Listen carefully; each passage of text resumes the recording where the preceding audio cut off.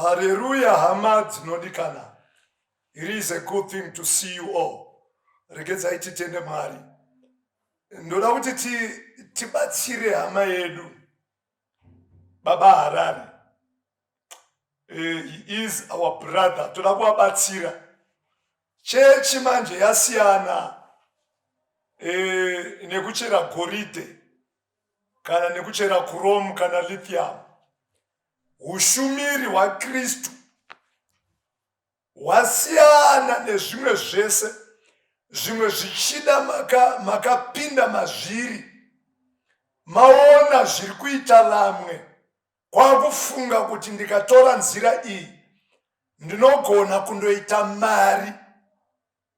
Ushumiri unotori nevanhu vakahufira vana Peter vakaroverwa pamuchinjikwa musoro pasi makumbo mudenga. Kune vakazvuzvurudzwa nemabhiza vakafira kuEthiopia, vamwe vakachekwa nepakati nemahakso nekuda kweushumiri uhu. Saka ndisati ndadzika regedzai tivhure shoko dauta nyaya yaBaba Harari kuti nezuro vakuti inini ndadzoka kuGT family ndiregerereyo. Makange musina kutendeuka, makange musina kudanwa, makange mazvidana. Kune vanhu vanofunga kuti nekuda kwetarenda raainaro zvamazviro kwazvo akadanwa. Saka makazvidana. Mukuzvidana kwenyu kwakufunga kuti munogona kuita mari. We don't use the church and the gospel for our own personal gain. Varikuzviita varikutotadzira Mwari. Regedzai tinzwe gwaro kuti Kristu, apa ndautaura mazwi aKristu. Kristu anoti kudii? Luke chapter 9 verse 62. And Jesus said unto him, no man having put his hand on the plow and looking back is fit for the kingdom of God. Izvezvi zvakutongoreva kuti you were not fit for the kingdom of God. Regedzai tinzwe futi rimwe gwaro rinoti kudii? Matthew 16 verse 24. Then said Jesus unto his disciples, if any man will come after me, let him deny himself. Kutouya kwa Mwari, kwa Kristu Baba Harari munoto zviramba. Saka pafezi ya makanga muri pafezi yekuzviramba kuti aiwa ina handisi chinhu ndakuda kuteera Kristu. Ndo pamanzwa kutinhira kweGT mukati baba agweru, kuna ari kunzi baba agweruka ari kuedza kuteedzera imimi. Ndo mamunzwa baba agweru achiedza kumirizika. Ndo kubva mweya wakuudza kuti aiwa hamuna kudanirwa izvi, makange musina kutendeuka.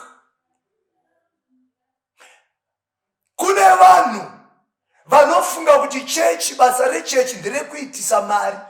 Basa rechechi harisi rekuitisa mari. Vari kuita mari nechechi havana kutumwa naKristu.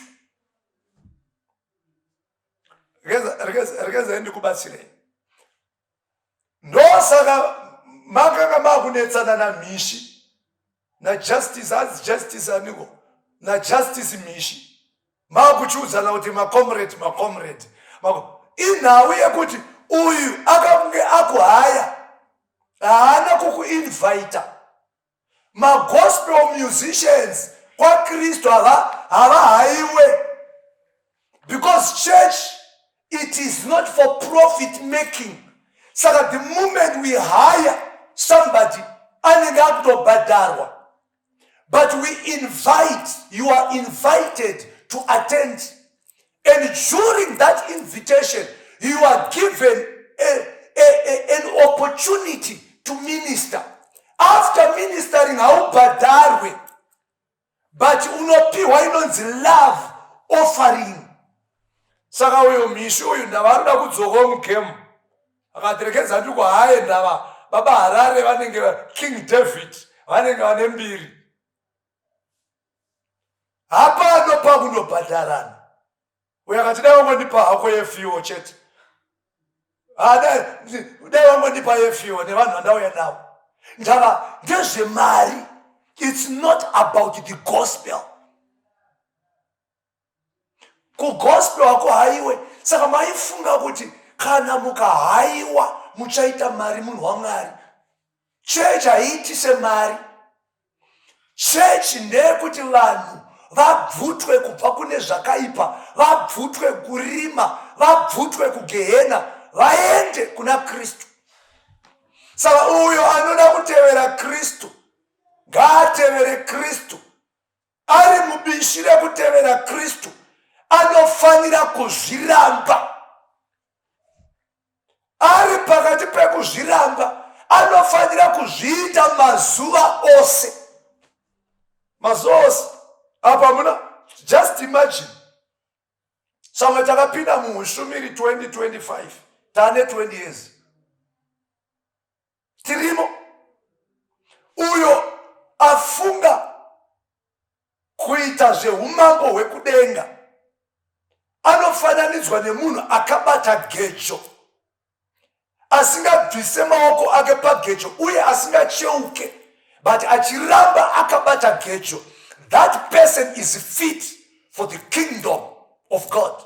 And it has proven to every Zimbabwean that Baba Harare, you are not fit and you were not fit for the kingdom of God.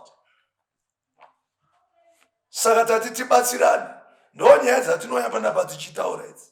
And atirambe takanyarara. Kana munhu achinga atendeuka, pamwe zvichida unogona kuti aiwa bishop rekedzani manda kupindura ndava ndiri kutonzwa mandiri kuti uri kundibvunza ngira ndanda kupindura kuti aiwa ina ndakatotendeuka ndakaperera zvandakaitwa nevanhu vemachechi.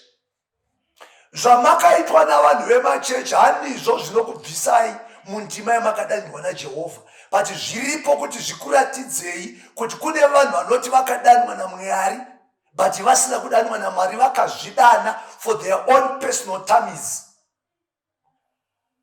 Pamwe zvichida makange makatotendeuka nekurevesa, but kuda kwamaienda hamuna kuwana dzidziso seyatiri kutaura pano. Iyi yakakuchambai. Kuda makatendeuka mukandopinda kuna idzoka chechi dziriko mazuva ano idzi dzinotungamidza mari pamberi, Mwari kumasure. Chechi yaKristu chaiyo chaiyo yezvokwadi inotungamidza Kristu pamberi, mari kumashure. Otherwise mari haende kumashure, inotoenda kushure kwekumashure iyo mari. Naiwa yaya ndinotenda kuti ndakubatsira. Mwari vakuitire zvakanaka. Uye jiti yako ngadeswa watombobvira waisiya. Ndavaita renda rako rawaiziva kuti ndo rinokuraramisa. Waifanira kuramba uchiita zvejiti but uchiziva kuti wakatenda kuna Kristu Jesu. Naiwa yaya, God bless you.